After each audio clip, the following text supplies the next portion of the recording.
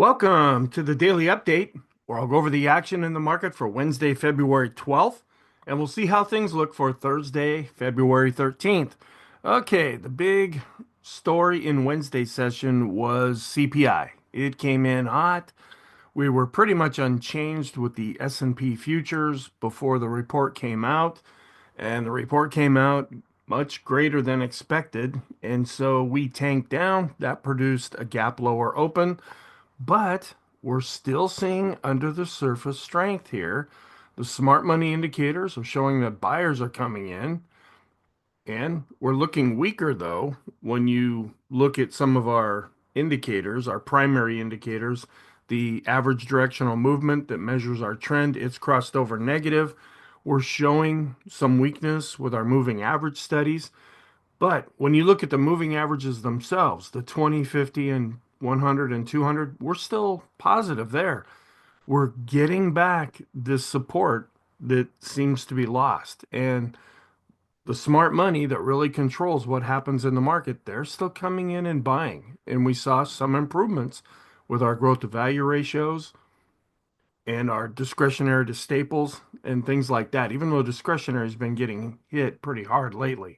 Okay, so right at the open, we had a gap lower open below S2 at 6,028, and then we went all the way down and almost got to 6,000. We've been watching 6,000 as a support level. It's a round number. It's also served as support already, and we were able to bounce up off of that. We're watching 6,100 on the upper side, another round number as overhead resistance. And then we rebounded back above S2. Then we hit resistance intraday here at S1. And that's why I post the pivot points on the YouTube community tab every day. I have one that lasts for the whole week. That's based on a daily chart. And then I have an intraday chart where I post the pivot points that apply to that particular day. S1 was at 6,048. Again, we're dealing more around that 6,050 level, the midpoint between 6,100 and 6,000. And then we declined back below S2. Then we rebounded back above S2, S1. Then we hit resistance at the daily pivot at 6,062. That set the intraday high. And then we chopped around and we closed slightly above S1. So we were down 0.27%. We were down about 1% or more right after the open. So the market really came back and did some buying intraday. Most of the loss was seen at the gap. And we were slightly above average with volume. Now, this is interesting. Last Friday, we had the employment situation report, the most important economic report of the month, and volume drops off. We have the second most important report of the month, CPI, and we're just barely above average with volume. That's kind of interesting there. So, but when you look at the moving averages, we are positive in the short, intermediate, and long term. Now, interest rates are starting to go back up. With the hotter than expected CPI, the 10-year yield went up. I'll talk about that here in just a moment. And folks are getting more concerned about inflation because of CPI. And then you've got all these other things going on with the confirmations, excuse me, and all the executive orders, all the Doge things. That's the pop news right now. That's driving half of the country crazy and the other half just thinking it's the greatest thing they've ever heard. And that's kind of what's really causing the fixation right now. Okay, so CPI did come in hot. I'll show you the charts and look at the numbers there. And mega caps actually kind of held the market together. And when the indexes get set to go higher, that's when we need the mega caps to really come through. But we're also seeing a general rotation away. But we've been seeing this pretty much since last summer. They're going away in mass in a general sense and just kind of rotating over to the rest of the S&P. And that's what happens in good solid markets. You have your leaderships that bring you up. Those are the mega caps. And then other stocks kind of pick in, or they come in, take over, and help pick up the indexes to help keep them at least looking pretty good. Now, that's what it appears like. And that's why we look at so many different charts and analyze these different ratios every day to see are there changes happening to this overall scenario that we're seeing. Or on a short-term basis, we have our stochastics now in the long term, looking extreme positive, believe it or not. We had a down day and the stochastics are going up. And then we have our three smart money indicators: accumulation, distribution, the Chaikin money flow, and the Chaikin oscillator. We were concerned about the Chaikin oscillator because it was going down. It's now turned around and started to go up on a down day. Where the other two smart money indicators have already been looking positive, they're looking even more positive after Wednesday's action. So this is under the surface buying that's coming in. And no real change to the scenario. It's looking like the Fed is going to pause longer now for raising rates. And then there's even some concern, and we'll get PPI on Thursday, we'll get retail sales on Friday. Uh-oh, maybe the Fed will have to come in and raise rates if the economy's looking too strong, if inflation is too much of a concern. We're waiting to see if this overall scenario tilts more in that direction or if it just pretty much stays where it's at. The dollar was up and interest rates were up. We're up over the 4.5% level now with the 10-year yield. We were at 4.54%. Then on Wednesday, we closed at 4.64% with the 10-year yield. Excuse me. And sentiment is now negative. We ticked down. Once we hit 45 and below, that goes into negative on readings on the scale. We're at 44, where we had been at 46, which was neutral. And now we're looking more negative on a trend basis. Now, we're not trending right now as measured by the ADX, but then there's a red line and a green line. Well, the red line's now crossing above the green line. That's defaulting things more to negative. And the bias is now mixed to negative because we're seeing this underlying strength that just won't go away. In fact, on down days, that's where it seems to become the most apparent. That's why I'm keeping this mixed, but you can't help but look at some of our other indicators and say, yeah, we're shifting over more negative. Weakness is definitely developing. And the momentum, I'm still keeping it mixed. That's the last number of days together. Okay, so we did get the weekly MBA mortgage applications, came in up 2.3%. Last week it was up 2.2%. We just keep an eye on this just to see what's the general trend of applications.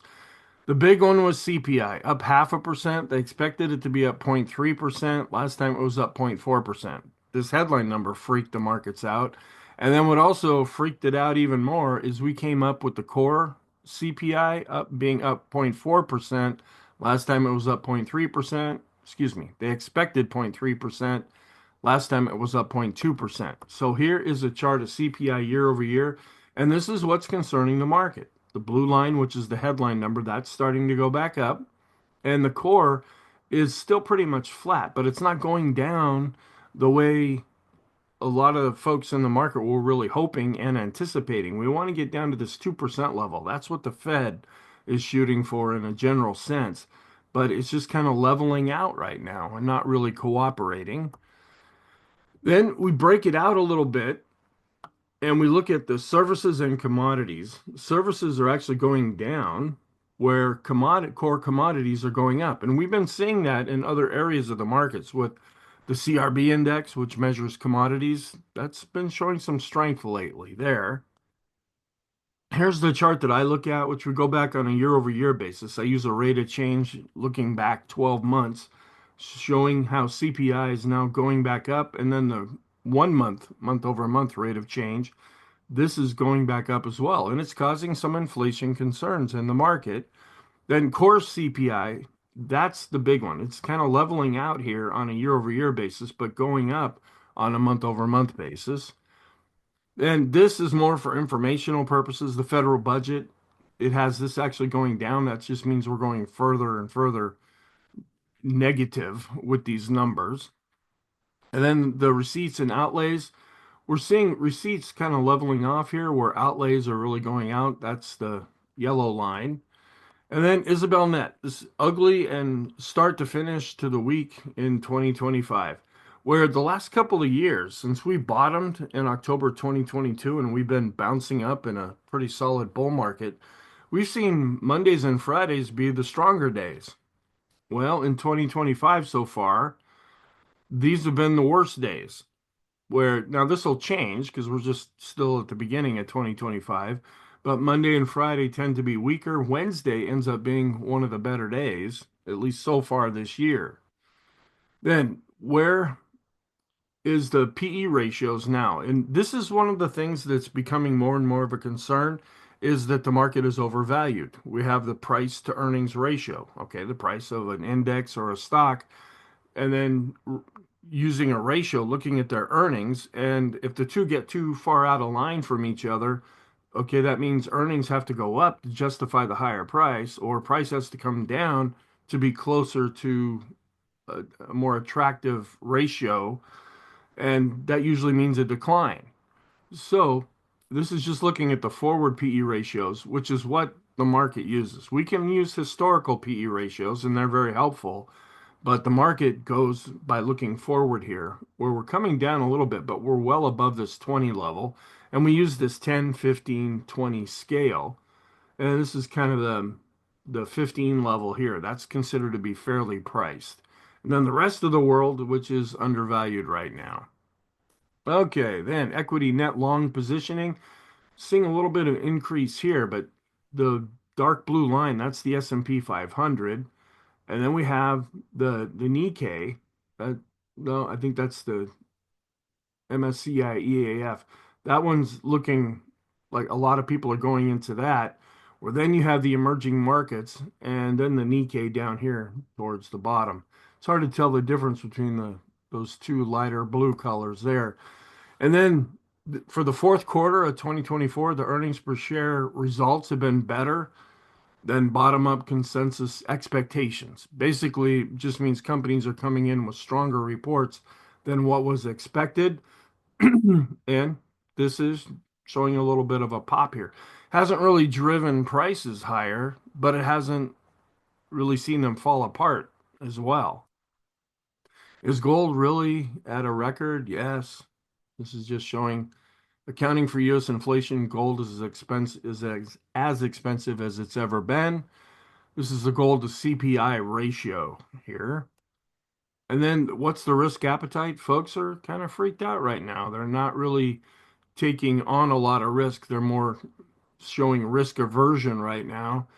And they're also thinking that the market is going to go down. Now, this could actually work in the market's favor. If you've got a lot of people thinking the market's going to go one way, it often goes a different way. Then the cross asset flows, these are different kinds of bonds and more fixed income type of instruments that are out there. We're seeing a lot of money coming out of money markets. And then it just shows over a period of time, the dark blue, a lot of money going back into money markets here where it had been coming out in about the middle way through January. And again, you can just pause this and look at these different things if this is important to you.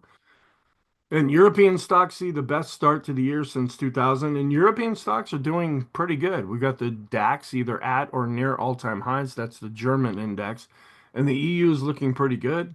And so a lot of folks are saying, maybe we should start putting some money into European stocks instead of US stocks. Usually about the time, what I've seen with this is a couple years ago, near the beginning of the year, I think it was the beginning of 2023, everybody was just all excited about emerging markets. And that's all they were talking about. And all kinds of money was going into emerging markets. And that was enough to help prop it up a little bit to justify, okay, we should get into emerging markets. And then that craze kind of went away, and emerging markets pretty much didn't do anything. You would have been better off staying in US stocks. Well, now they're wondering, okay, should we shift over and jump into European stocks? About the time you start to see charts like this, it's usually a little too late. So I would recommend, if you want to consider something like that, look at some European charts. Look and see what's happening in Germany and so forth, and see if those trends are still continuing, not just some pop thing that people decide to do, go away, and then wonder why it's not performing as good as they had hoped. Okay, foreigners haven't been buying US equities, but it's notable that they haven't been rebalancing either. So we're not seeing a lot of foreign money coming into the US right now, but they're not really shaking it up that much. All right, then this is an interesting chart, getting back to valuations, where every weekend when I do the weekly video, and I also do an intermarket analysis video. We look at the valuation of the S&P, and I just look at it as a straight valuation model. And then after that, I look at a thing called CAPE, CAPE, which was developed by Robert Shiller. And he wrote a book 20 plus years ago called Irrational Exuberance, which was a statement that former chair Fed Alan Greenspan said. And then he developed his own approach in the book, Robert Shiller did, with let's take a more smoothed approach at looking earnings, historical earnings, and then comparing it to current price. And I go over that in every weekly video. And this just shows what the current value is. Well, somebody from Research Affiliates said, well, instead of just doing it that way, let's account for all the stocks that have come in and out of the different indexes over the years. And it puts it on a different scale. It's the green line down here. And when you look at this compared with the dot-com bubble, because there's a lot of people trying to compare the year 2000 with what's happening right now. The problem is back in the dot-com boom, you didn't have earnings that went with the companies. Here you have earnings that are actually real. They're actually sustained and they're coming into the stocks. And when you look at this green line here, it's not showing that things are necessarily all that overvalued. Now, be aware of charts like this because you can take numbers and crunch them any way you want and come up to any conclusion that you want. But I just thought this was interesting, something that I'll keep an eye on and see if we find it to be a useful tool. Okay, here is the intraday chart where most of the loss in fact, all of the loss, because we hit the low right after the open. It came from the gap lower down here. We opened below S2 and then almost made it down to 6,000. That was the low for the day, and that's pretty encouraging when you're more positive on the market. And we came back above S2. We hit resistance at S1, came back down to S2. Then we got all the way up to the daily pivot. Do you think this line's important? Yeah, that was the high for the day. And then we kind of chopped below the daily pivot. And then we closed a little bit above S1. So, yeah, it was a down day. And some of our charts that go from close to close to close are showing some weakness. But when you look at the intraday action, it's a lot more positive right now. Plus, when you combine that with what we're seeing with our smart money indicators. All right. And then we're up just a little bit in the initial overnight session. Things were really quiet pre-market on Wednesday, and then Europe opened, and then we gapped down a little bit there, but then came back, and then boom, this is when CPI came out, and then you can see how the market recovered as the day went on. Not turning positive, but repairing a lot of the damages. So this is another under the surface look at an intraday chart showing that the blue line's above the red line. Growth is outperforming value with the large gaps. Also, this is holding up fairly well. The growth to value ratio for the S&P, it bottomed at the end of January and so far has been maintaining an upward trend. End of day growth was down, but it was down less than value and it was down less for the mid caps. And even though small cap growth got hammered, it got hammered less than value. So we saw a little bit of an improvement here with our small cap growth to value ratio on an end of day chart. Mid cap growth to value ratio also ticked back up, and S&P growth to value on an end of day basis did tick back up. Nothing too strong, but to go up on a down day is kind of encouraging. And a little bit of an improvement here, but we're still near the top end of the rainbow when we look at the growth versus value ETFs and do a ratio and tick back up a little bit with the discretionary to staples. And this has been stronger longer term. We're still above the 50-period moving average with the large cap growth ETF. And this is where we're turning more negative, though. We have the ADX continuing to go down. We're getting down to 10. We stopped trending, at least the way I measure it, when we go below 20, and we've dropped all the way down to 10 now. We're still below the moving average, so it still shows we're in a non-trending environment. Where we had been positive with the green line above the red line, now we're negative. The red line has crossed above the green line, and that's what we're seeing in the short term. And we'll see. This is trying to bottom out here, but it's tried to bottom a few times before, only to keep going down with the ADX. If we start to go up and the red line continues to go up, then we would switch more negative. And we were just about average with volume. And this usually comes out earlier in the week, but this is looking at a sentiment gauge and it's a composite. It takes a lot of different things together and it only comes out once a week, where the one that I look at we show every day. We're at 70.84. We're still in the positive area, where the one that I look at, we're now getting down into the negative or fear area. And not much of a change here with the VIX on the line chart and the bar chart. It really didn't move all that much. We did see a little bit more movement here with the VIX of the VIX, which is the volatility of the VIX. It spiked up but then came down, and we're also slightly below the moving averages with the line chart, which is the closing value. And we're still kind of drifting down a little bit, sideways to down with the momentum of the VIX, which is still positive. Still getting a high reading with the skew index. We've been seeing that for quite a while now. And we went up with this fear gauge, and we actually declined a little bit with this other fear gauge. So not a lot of confirmation there. And we went up with the equity put call ratio with the down day. And so we're starting to tick back up here with the 5-day chart. Here's a longer term look because we're below this green line here, and that means we're getting extreme readings. But we've been seeing that now for a while. And we're still going down with the 10-day equity put call ratio chart. And we're up into the range, this band right now with volatility risk premium, not really spiking up, but it's not coming down right now either. So there's a bit of an increase in fear. Still looking positive with the advanced decline line based on price and volume, even though we did go sideways to down. And we're still negative here with the advancers minus decliners over a 10-day period. We're below zero and we tick down, but it wasn't all that big. We just kind of blipped down a little bit. And this is still looking a little more negative though, with the new highs minus the new lows. We're seeing the green, which are new highs, that's contracting, seeing a bit of an expansion of the new lows. So our 5-day and our 10-day charts are going down. In the short term, we're dropping below zero here with the advanced decline ratio. The blue line is short term, and we're just barely positive here with the intermediate term advanced decline ratio. Here's smart money indicator number one. We actually went up and we're above an advancing moving average. And here's smart money number two, the chicken money flow. The red line is going up. The histogram went up on a down day.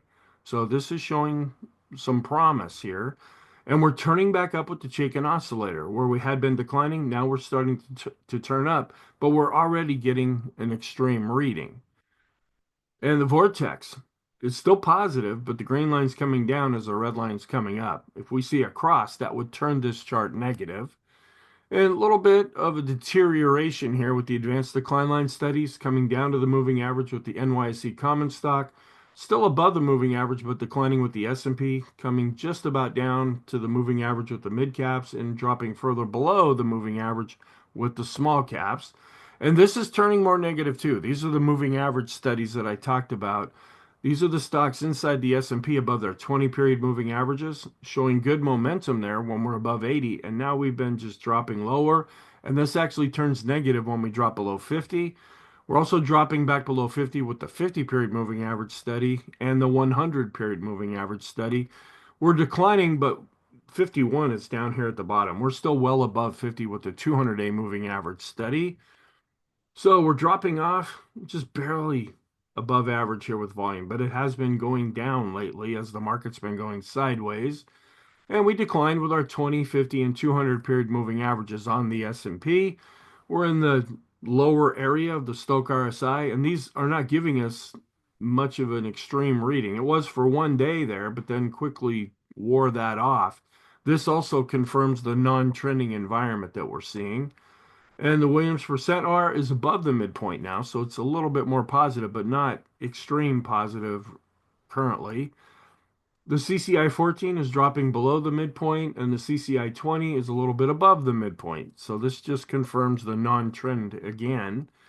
And the long-term stochastic here actually went up just a little bit above its moving average. So it's giving us just barely an extreme positive reading. But the short and intermediate term, they're not. And again, these are further subdivisions of the short-term time frame. And we're slightly positive still with the force index. We're still going sideways now with the condition of our short-term trend based on 20 periods. but we're still above the simple and exponential moving averages. We lost them, but then we were able to get them back by the time of the close. And we're still slightly above the midpoint with our standard deviations chart here. Balance of power came down, but still is giving us a really positive reading there. The go, no go still has the darker blue bars, which are positive. We're still above the midpoint with our highest high chart, but we are declining with the TTM squeeze. We have darker blue. It's going down. This little dot here is starting to turn red. So it is turning more negative. And we're looking a little more negative with the ease of movement. We're dropping below zero even further. But the Arun is just kind of not really doing much of anything. It's still positive since it's above zero with the oscillator. And the S&P McClellan oscillator is below zero and declining. That's more negative, and that's starting to turn the summation index based on price down with a little bit more conviction. And we've already been declining based on volume. And we're below zero with the NYSE McClellan oscillator. It's now back again below zero. So we're starting to roll over based on price. We were flat. Now we're starting to decline here based on volume. When we look at the summation index for the NYSE, and this had given us some hope after Tuesday. We were starting to tick up with the Swenlin trading oscillator based on price and volume. Now we're starting to turn back down, which could suggest things are more negative. Momentum continues to be pretty much flat right now. The PMO is not quite crossed below its moving average, but we have crossed below the moving average based on price. We're on top of the moving average with both slightly going down here based on volume. So we're seeing a little bit of a weakness. Now these are the stocks inside the S&P, and then what's their price momentum oscillator doing? Well, we're seeing a decline in those that are rising. The buy signals are going down, and we're flattening out with the PMOs that are above zero. And we've gone from positive to neutral with the Elder's Impulse system for the S&P, or negative with the parabolic SAR since the dots are on top. The short-term momentum, as measured by the slope oscillator, has now turned negative. We're below the green line, we're below the moving average, and this is going down, where the MACD is flat right now. So the two short-term oscillators were down with the slope, but we're flat with the TSI. And we're flat with our three intermediate term oscillators, the MACD, PMO, and PPO. And we're positive here in the long term, but they're rolling over, the TRIX and the KST. Copy curve is negative, another momentum oscillator, and we're going down, but still looking positive with the Sean trend meter since we're still in this green area. Declining, but still above 50 with the money flow index. And we actually advanced here with the ultimate oscillator above 50. Unbalanced volume did decline, but we're still above the advancing moving average. We're still above 50 with the RSI 14 and the RSI 9. This is the condition of the intermediate term trend, 50 periods here. We're still having a tendency to go up with the blue line and the red line. We're still above the simple and exponential moving averages. You can see here we hit the 50 period simple moving average, and that's right around the 6,000 level, and that's where we found some support. And we're still above all the moving averages here. Yeah, it didn't look too pretty on Wednesday, but by the time we got to the close, we were back above each of the moving averages that are plotted here. But we're seeing more weakness with the bullish percent index. We're going down and negative with the bullish percent index. It'll be even more negative if we drop below 50. We're also declining with the NYSE bullish percent index and the NASDAQ 100 bullish percent index. And this is another interesting thing here. This is a 20 period moving average of the low, and that's acting as support. We haven't quite come back up out of the rainbow yet, but the rainbow itself is still going up. And this is also longer term where we're hitting upper head resistance. Now we're a little far away from that now, but we hit this back in December, and we're just wondering, is that still providing overhead resistance right now? Yes, it is. And looking a little more negative with the Heiken Ashi with the black candle. And we're red and pointing down with the Kegi chart. That's negative. But the Renko chart is still positive, and the three-line break chart is still positive. Long term, seeing a little bit of a decline here, real choppiness lately with the 150 and 200 period moving averages. And we're negative with the mid caps in the short term, and we're negative with the small caps in the short and intermediate term. They're just not coming through the way a lot of folks had really hoped. And a lot of that has to do with rising interest rates because smaller companies take more of a hit with rising interest rates, and that feeds into lower earnings. And bonds are negative across the board based on price, and the dollar is still in a downtrend in the short term. The only sector that ended up being up was communication, and that's a growth area. And that's kind of encouraging here, where energy got hit the most, followed by real estate. It doesn't like rising interest rates. And then nothing but red here. Then we had a BPI cross below 50 with the NASDAQ. What I was showing you was the NASDAQ 100, and it's coming down after giving us an extreme positive reading. And we're seeing some weakness here in the materials. We had a bearish MACD crossover, a BPI cross below 30. Then the NASDAQ went below 19.6 and 19.5. Healthcare, another defensive area. And industrials, also driven by different interest rates and market forces. Both of these are having a BPI cross below 50. And haven't shown this in a few days because we're just chopping around right now, but this is the equal weight versus the weighted version of the S&P. The bar chart is the weighted version, and we're just chopping along sideways, seeing a little bit more weakness here with the equal weight version. The Dow was down 0.5%, just not really moving all that much, but still above its 50-day moving average. And we've gone from neutral to negative with the diamonds for the Elder's Impulse system. Coming back down, still dealing with the 50-day moving average with the NASDAQ, still above the 50-day moving average with the NASDAQ 100. So this is holding up fairly well. And the NASDAQ 100 was actually up, and we were virtually unchanged to slightly higher with the NASDAQ. So those areas of the market held up a bit better. And we've gone from positive to neutral with the QQQs, looking at the Elder's Impulse system. The momentum for the NASDAQ 100 is still barely positive. It's not showing a lot of conviction right now, but it's still going up. And here's the S&P 600 small caps. They're declining. They just could not get above their 50-day moving average. Also declining here with the Russell 2000 small caps. Could not get above its 50-day moving average. It was there for one day, and then it went above it intraday a couple of times, but didn't last very long. And the momentum for the small caps is starting to switch to down, and we're dropping below 50 with the RSI. And we're still negative with the Elder's Impulse system for the small caps, declining here with the mid caps. That was looking like a stronger area. Now it's not. And we're still negative with the mid caps when looking at the Elder's Impulse system. We're still above the 50-day moving average with the Wilshire 5000. And so the broader market is holding up as measured by this index. And we're still above the 50-period moving average with the total U.S. stock ETF. Financial sector was down, but still comfortably above its 50-day moving average. The FANG index was down slightly, but still above its 50-day moving average. Amazon was down 1.65%, still above its 50-day moving average. Apple was up 1.83%, but still in between its 50 and 200-day moving averages. Microsoft seeing a bit more weakness here, dropping below its 200-day moving average. Google was down 0.92%, also under its 50-day moving average. Meta went up and set another new all-time high. Nvidia was down 1.25%. It came up to its 50-day moving average, and now it's starting to come back down. Tesla seeing a lot of weakness lately, but it was up 2.44%. And Netflix also doing well. Kind of hard to tell. That could be an all-time high. At least it's close to one if it's not there already.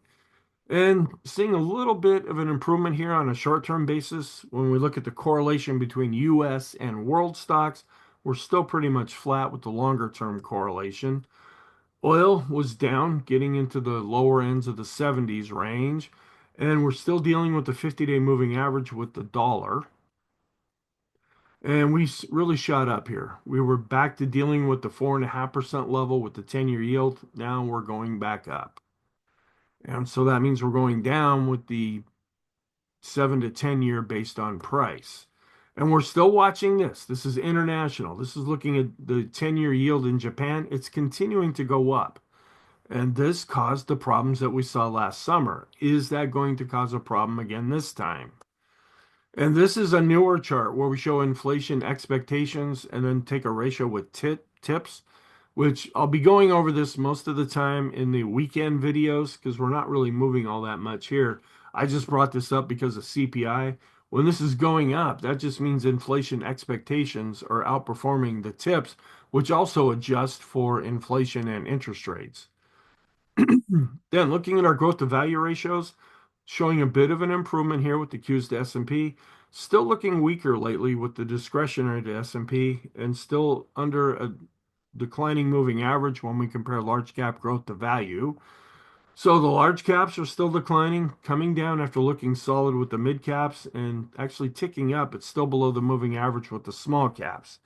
I haven't shown this in a while either because we've just been chopping around. We're seeing this going back up. This is the Staples to S&P 500 ratio. When this is going down, that means the S&P is outperforming.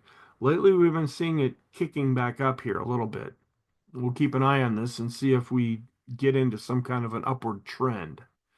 So what's the outlook then for Thursday? We're positive, we're not trending, but weakness is developing.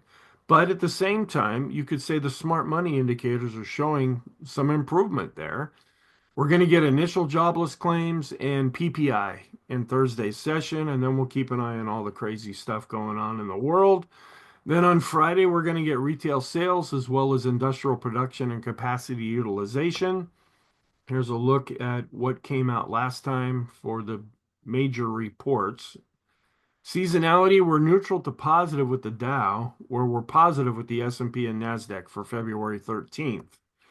And we're coming up more towards the middle part of February now, where that tends to perform better than the second half of February. We'll have to see if we stick to historical norms there. Then February isn't a fan of post-election years. It's the worst performing month, the year after an election. Here's the first half of February, and then followed by the second half of February, which tends to underperform.